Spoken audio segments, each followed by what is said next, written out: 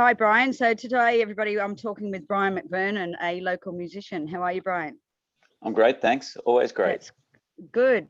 So it's been a long time since I've looked upon your face. The last time that I recall probably seeing you, I know we don't know each other very well personally, was with a band called the Glam Gods back in the days of the Castle. Yeah, and that's going back to the 90s. It's hard to believe. That's kind of like almost 30 years ago. Yeah, I picture you and I just picture Spandex. I had some great outfits back then. My favorite was always, I had a green, it was a green jumpsuit, and on the front of it had a gold sparkly butterfly. Wow. Yeah, I bet. And it was like the whole torso was the gold butterfly made out of sequins on a green. That was a classic. That was a gem. So do you still have part of your wardrobe from back in those days? No, I don't have, it's apart from my instruments. I mean, they're the only thing that remain. Yeah. And even then, I saw a photograph of a guitar that I had. I mean, it's what the 90s were for me. I think it's like I was looking at this picture and I'm going, I remember having that guitar. I don't know when I bought it or where I got it from. Yeah. And I don't know where it went to. Yeah. And it was this picture of a bass guitar that was a leopard skin paint job. And yeah. And I love the leopard print. And I talked to the guy my friend Mac, that was the singer, and said, "Do you remember that guitar? What I did with it?" He goes, "I don't remember it." And I said, "Well, I know it existed." I said, "I know it existed because there's photographs of me playing that instrument." No idea. And we were lucky that we didn't have mobile phones, because that's right. There probably would have been photographs taken back then that we don't want. Incriminating ones. Yeah. But it's certainly Newcastle, as far as music goes, has always delivered and produced some amazing artists like yourself. I think we're very blessed to have that.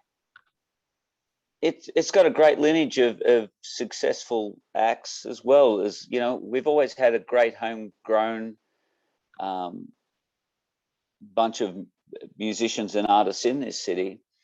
And, some of them, like, the Silverchairs have gone to international level. Back in the 70s, we had all the guys that were doing Rabbit and TMG.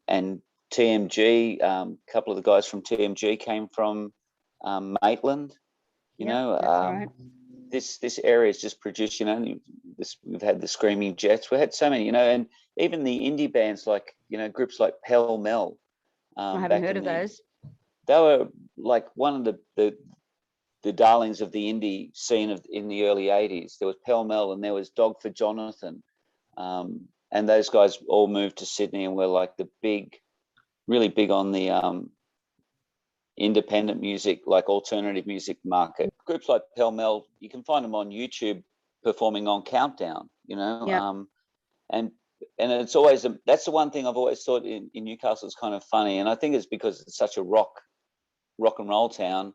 They tend to forget that we've had some incredibly good indie kind of music acts that have gone and done better than some of our, in their time, better than some of the popular local acts, Yeah. So you're about to release an album, Brien. Would you like to talk about your new song, Quasimodo's Dream, and your new music? Well, the Quasimodo's Dream came after. Like, I've actually just finished writing and recording an album. It started out as an idea when lockdown was happening last year, where I wasn't able to play and rehearse with other musicians, and so I started looking back through my back catalogue of songs that I'd never done anything with, and listening through old cassette tapes, even of things from back in the 80s and 90s and stuff, and started pulling out a few songs and thought I might just have a go at working these up in my home studio using like electronic technology. Like I used to do a lot of that back in the 80s. A lot of the music I did in studios was all my demos were always keyboards and synthesizers and drum machines and stuff. So I started doing that, and I started getting into the whole thing, and I've also just finished an album for my son, and he's really into 80s electronic music, so I got his record finished, and it's done the only thing live on it is vocals, and so then I finished that project and started this one, and then I started writing new stuff for it instead of just using old stuff, and and before I knew it, I was going, oh well, I may as well make an album of this, and and then I finished recording the album. I did the last vocals, like all the music part of it. Did here at my home. I did all the vocals with Mark Tinson at his studio. Yeah, 1 week before lockdown started. So we were then mixing vocals and instrumental parts via Dropbox. We were doing all the mixing from two places like that, and then sent it off to Don Bartley to master it in Katoomba. And then Don sent it back all finished, and then I've gone, okay, well, I'm not going to release it until I can go out and play. Yeah, you want to feel the moment, live in the moment. Yeah, and then I just started going, what else am I going to do? So I started. I know, right? So I started pulling out things like the Quasimodo's Dream song, and went, well, okay, if I wanted to own this and make it my own, how would I do it in the genre that I'm working in with my original music?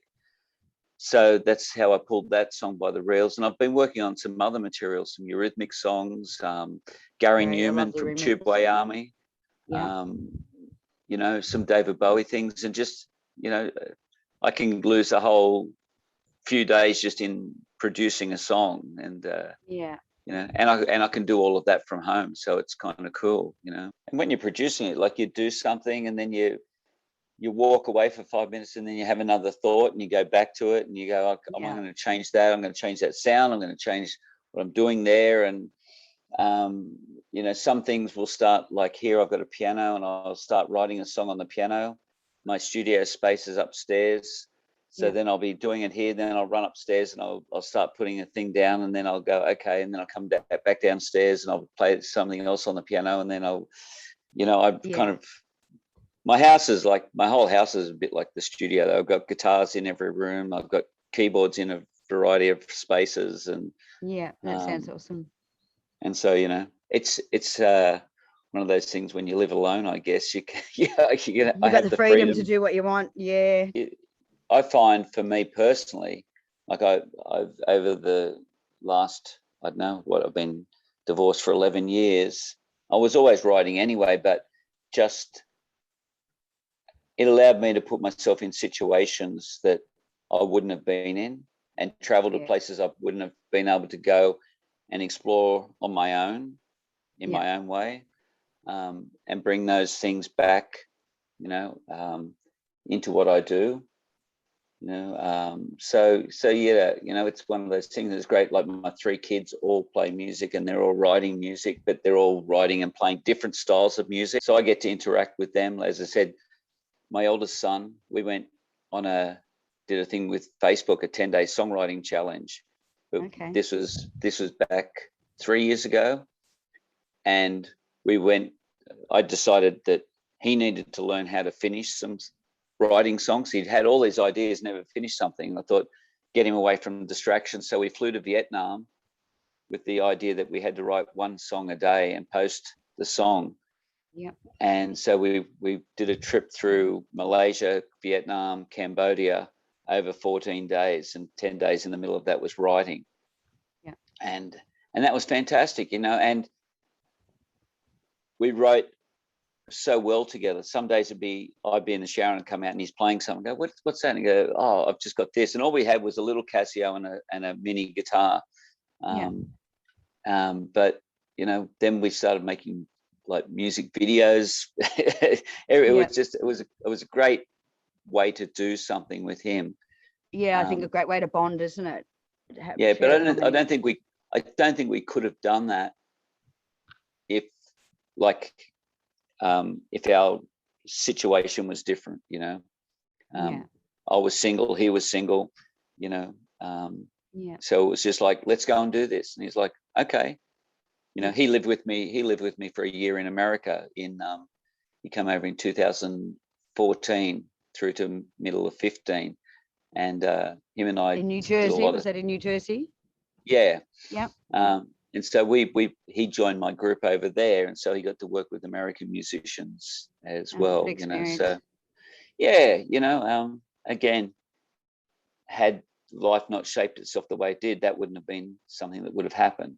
And one of the big things is to be enjoying what you do, whether the enjoyment comes from, not everything has to be happy, joy to be enjoying the music, as long as you're feeling connected, and connected with the music, connected with the atmospheres, and connected with, everything is kind of a bit hippie-ish, but, connected to the universe with your soul, with your music and with your arts. It's a very important thing. A lot of people don't get it. They're too concerned with being career chasing, or not even that, being no, just if Nick Cave would have never been successful if he went on The Voice or Australia You've Got Talent, but he's one of the biggest musical exports from our country. It's like, right, because he connects himself and his music with his soul, and so you get something that's honest, and that's what people relate to. It's some of the Leonard Cohen wasn't, I liked him. Leonard Cohen was a great storyteller. He couldn't sing like Guy Sebastian, but more people in the world will remember him than the life of Leonard Cohen, because it wasn't just about being a pop star. It was a very more, he was an artist. It was kind of interesting recording Quasimodo's Dream, because I had so many people inboxing me saying, "Are you okay?" And I was like, "Of course I'm okay." Why? And I'm like, you looked a little bit sad, I must say. I was like, I sort of figured that you lived on your own, because I do, and it's sort of like, I related to it, but it doesn't have to be sad, does it? Like, it's it's not even so much that. It's like, one of my really close friends, I said, "Come on, Liz, you know me, and I'm a creative. So while I was doing that song, I was feeling in that place." I said, being a creative is a lucky place to be, because you can do that, get it out, invent it, put it away, and then the next day I turn on my machine, I'm doing something totally emotionally different. It's like you watch a movie, you might watch a comedy one night, and the next night you're watching a tragedy, and the next night you're watching an action film, and they take you through those emotional things. As a creative, you get to choose to make your own thing out of those, and then it's like, after when it's concluded, you can move on to the next thing. Like, I'm not lonely at all, and I'm very connected with everything, so it doesn't, doing a song like that was because I just think it's a wonderful song, and I knew I was able to be in a, get myself into an emotional place to make that song reflect on how I would feel if it was mine. It's a bit warm out here. I'm sweating. Sorry, it's a menopause thing. I'm trying not to show it, but anyway. Ooh, yeah, it's okay. I don't know if you've seen the local girl band Hot Flush. No, I haven't. They're fabulous musicians, and they're just 4 women who are in their 50s who've just decided that they're going to do like an 80s style hair band of women who musical. But they're writing their own songs and doing this thing. They were supposed to do a show at Lizottes, I think, last month, and they sold out, and then they sold out a second show, and they were going to sell out a third, so they've moved them to next year because they couldn't do them. Okay. But they're all well-known players from around Newcastle. Okay. But they just had this idea that they were going to do an all-girl hair band and call it Hot Flush. That sounds funny. Sing songs about being menopausal. One of the things I think is very interesting to me now is the thought that, like, when I was, if I wind back 30, 40 years ago, and I was talking to a friend of mine, Bryce, about this recently, about how when we're in our 20s, if somebody told us when we hit 60, we would still be working a lot, playing music, we would still kind of see what we do as being relevant. We'd still be creative, writing new music, recording new music, doing all those things. Because back then you were kind of led to believe that if your career wasn't, you know, huge by the time you were 25, then it was over. Yeah, try something else. Yeah. And but for quite a lot of us, we just kept going and go, oh my God, it's been 40 years, you know, and still going, you know, and not even feeling like it's time to, like, I hear some people saying, oh yeah, I've had enough, I'm going to get out of it now. And I'm like, how do you do that? You know, it's interesting too, you know, I find it, I've heard quite a few people say this, like I know Prince said it in one interview, and Billy Idol has said it, totally different musicians saying when they were asked what sort of music do they listen to when they're not working. Yeah. And they just said, well, we're always working on our music. So we rarely listen to anybody else's. You know, because it's so, you become so consumed in what you're doing yourself. Yeah. I know when I'm in my car, I listen to audiobooks. Oh, okay. Radio type. Yeah, chills out. Well, just to learn, because I know that when I'm at home, I don't sit down and read, because I'll be sitting on my piano or on my guitars, or I'll be doing musical work. That's what I do in my, my apparent downtime is, you know, my musical work at home.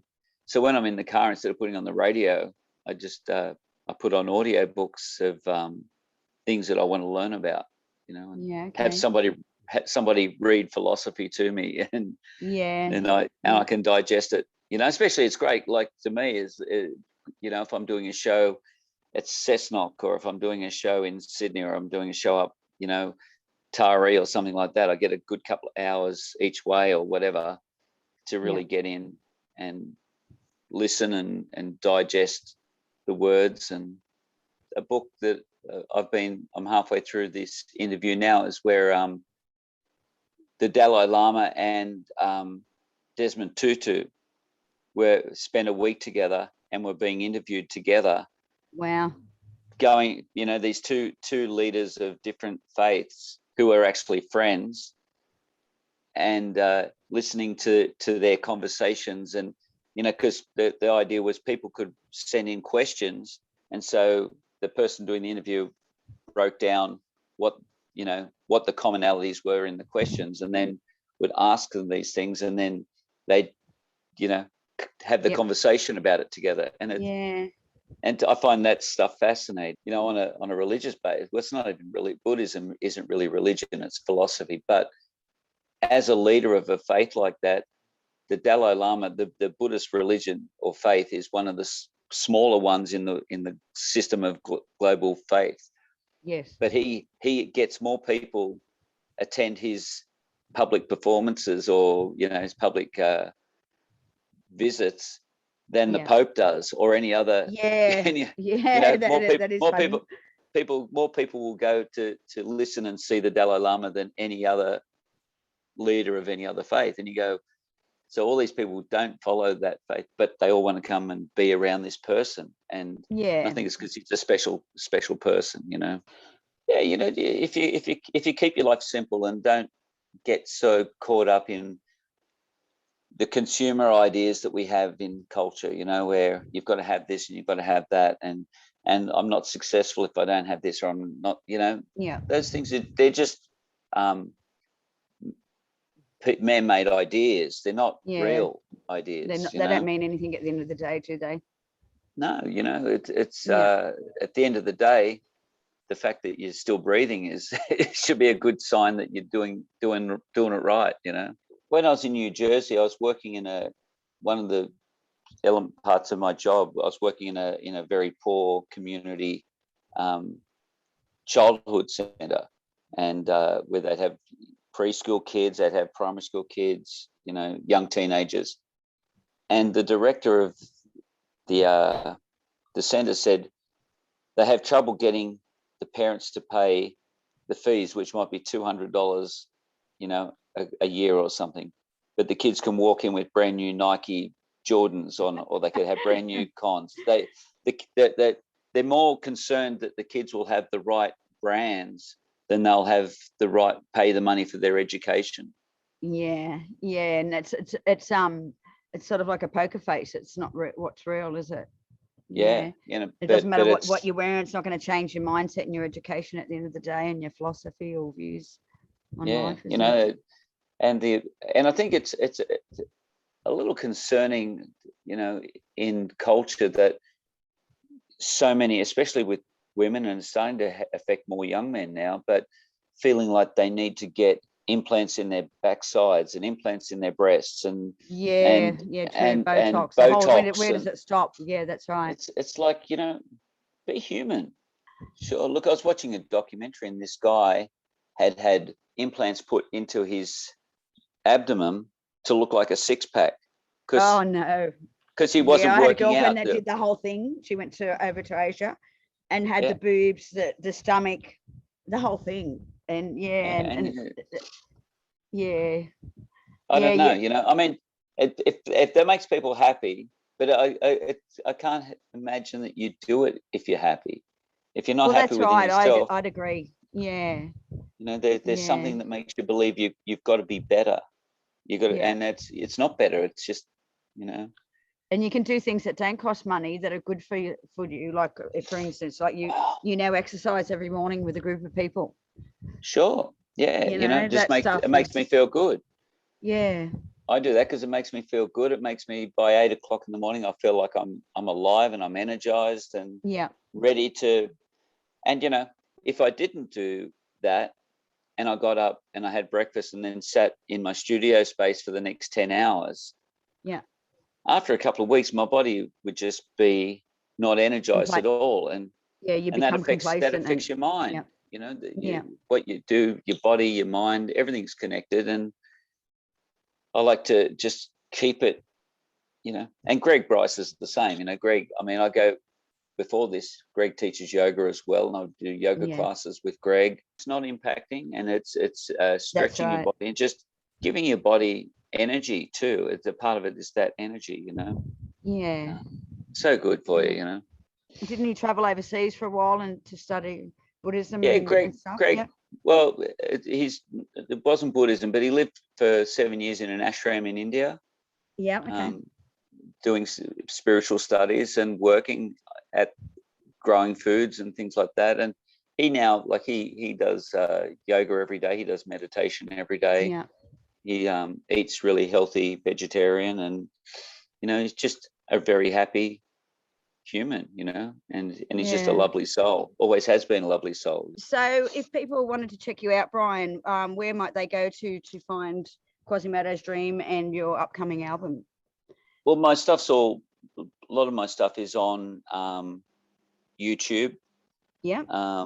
It's all, and my music's sort of a fairly kind of diverse variety. Like I have my retro rockets and my Rockets from Oz, which is more your rock and roll rockabilly stuff.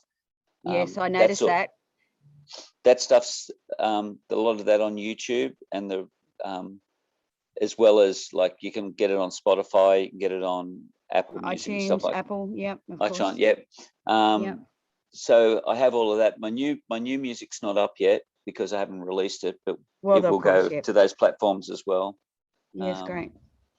So it's if I find some people like the rockabilly stuff that I do. I loved it. I watched a bit of your stuff, and it made me want to dance. I loved the double bass, the Mexico one. That was the one that I was watching first. Second, sorry, I watched a ballad first, and then next thing you know, I'm dancing around in my little camp. Yeah, it was a bit funny. Yeah. Gotta love stuff that makes you just get outside yourself and just in that moment. Sure. And that's right. And for me, I like to go out and play that music. It's fun. It's exciting. It's not work, is it? Oh, it's never work, Hey, never work. That's right. There was an album I did called Days of Sun and Moon, which was probably received better in America than my rockabilly stuff was over there. Right. It's more kind of adult contemporary kind of bit of the journey of what a lot of people go through, maybe if they've gone through divorces and finding new lovers, you know, all sorts of different things, all the mixed emotions you go through in your 50s and late 40s, if that kind of thing is happening to you. And I seem to have adopted a fairly good crowd there, and here people here liked it too. Here I guess I become the rockabilly guy, you know. When I went to America and started playing, I started doing that, but then I was going through a lot of things, did this whole different type of album, and that seemed to be what creeped into what people like to listen to. I was going to do another album like that, and then I ended up doing another rock and roll album just on my own, but with hired musicians. I used Cameron, the drummer, who is been with me in the Retro Rockets and in my Rockets from Oz group. Okay, I did notice that on YouTube as well. Yeah, and so Cameron played the drums on that, but I had myself playing some of the bass tracks, and I had a friend of mine, Chris Di Rosario, who lives in Melbourne, that's plays with Brian Setzer and the Brian Setzer Orchestra in America. I have heard of those names actually through Nigel. Well, Brian Setzer was the singing guitar player from the Stray Cats. Yeah, and I got to play for a few years with Slim Jim Phantom, the drummer from that group. After the Stray Cats split up, he saw me playing and asked me if I'd come and play with him. And so, you know, that kind of opened up America to me. And I played in America with him, and South America and Africa and Japan. And you know, so and how were you received in those sort of countries, Africa and Japan? Oh, great. Yeah. Great. Okay. I mean, it was rockabilly music. It's fun music. And, it didn't matter if they understood the lyrics or not, because the music carried it. As long as it's going, and, you know, and you got guys with pompadour hairs up and all that sort of thing going on. You know, so and they were fun times, you know. And now, you know, I've done a record that's completely different to all of that. You know, it's a whole different thing for my listeners, and hopefully they'll get it. But sometimes you just have to risk that and just say, well, maybe you're a bit scared of the outcome, but you've just got to have faith and let it go and leave it to the universe, what you were saying earlier. For sure. You know, I mean, I could have just done another rockabilly album, and I just didn't feel like there was a lot of point at the moment in doing that, because my band can't rehearse, my band can't go into a studio. We did an album last year, which is also on all those platforms, you know, the Rockets from Oz album. So people can still hear that, and so it's just like, again, lockdown, you go do things differently. So I made a whole album of electronic kind of sort of, I don't know if it's pop or rock, or, you know, it's kind of got its own, kind of world, like in what sort of the newer incarnations of Depeche Mode would do, or something like that. I get it. I see that I'm in a period where I can just do whatever I like. Really. I can write and put out music, and I don't have to worry about anyone saying, oh yeah, but you're the rockabilly guy, or hey, you're the guy that does Days of Sun and Moon, hey, you're the guy that does electronic music. Not be stereotyped. And you know, that's kind of why with my records, even like I did when I first came back from America, the first album I did is called The New Adventures of Captain Retro, and I was coming back to that rockabilly set. But I put it out as Brien McVernon Presents. Yeah. And then the next one sounds like a show or a big production, I guess, by naming it as such. Yeah, and and then the next one was Brien McVernon Presents The Rockets from Oz with Undercover. So I kind of see it as being more like a trilogy. A director, you know. This is I'm presenting music. I'm not presenting a genre. I'm just presenting, like, you know, if you're a filmmaker, you don't have to make the same film over and over again. You know, well, that's right. Yeah. Steven Spielberg presents E.T. Spielberg presents Schindler's List. And so I kind of like the idea of making my production stuff like that now. It's like, I'm presenting something else. I'm presenting something different, something new. Yeah. You know, hope you like it. Thanks for the opportunity to talk about myself and what I do, and myself. I appreciate the time. Yeah. Yeah. Yeah. No, thank you, Brian. It's been lovely chatting with you. Thank you for sharing your Yes, you story, your too. music, and your journey. Thank you. So, okay, It's have a nice great to day. catch up with Nigel too. Yes, of course, it is. Yeah. Okay. Okay, Thanks, thank you. Brian. Bye. Bye. So with Christmas coming up, I just thought that I'd let everybody know that we have a range of products and merchandise available with Little Big Old Me's logo and other products with funny memes that I think are funny. So check out our merch store. I'm sure you might find there's something there for everybody, ranging from swimmers, drink bottles, backpacks, bum bags, singlets, underwear, men's and ladies. So yeah, do yourself a favour, check out our merch and support Little Big Old Me. I just wanted to make mention that if you have a story that you would like to share with Little Big Old Me and to Australia and to the world, please contact me at Sandra at Little Big Old Me. I'd love to hear from you. Have a great day, Little Big Old Me.